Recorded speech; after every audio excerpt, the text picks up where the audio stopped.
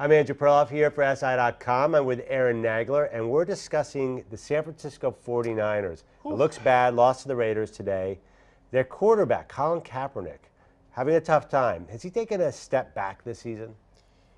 I mean, you look at the tape and everything tells you yes, especially against the Raiders. You look at a team that, went into Oakland thinking, okay, we just played a terrible game on national television, but we can regroup and we should be able to take this.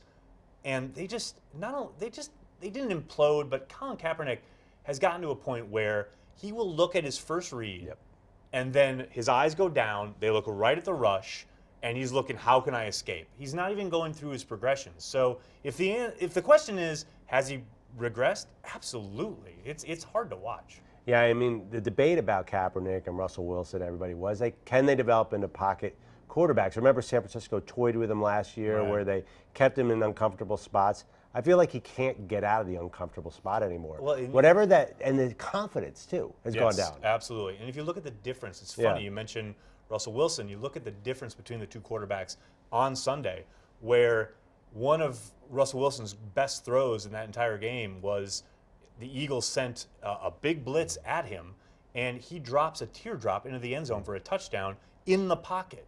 Perfect placement. Wow. Perfect read. Yeah, but how many brilliant plays did he make out of the pocket? But he did. Right. Absolutely. There's no question that there are several times where you see Russell Wilson.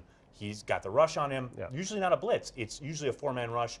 He has to hold the ball because he doesn't like what he sees and escapes the pocket. Whereas with Kaepernick, it doesn't matter if it's a four-man rush, if it's a blitz, whatever. He's instantly going down and looking at the rush rather than looking at diagnosing the play after the snap or even pre-snap. It's a big difference between those two quarterbacks, and you got to think the way the season's playing out, the possibility that Jim Harbaugh most likely is not there next year. They structured Kaepernick's contract in a way they can get out from under that as soon as possible. So it'll be very interesting to see what's going on in San Francisco next year. Yeah, no, I joked actually Harbaugh might be hurting his own draft chances by letting Oakland win. We'll see what happens with Jim Harbaugh and Colin Kaepernick.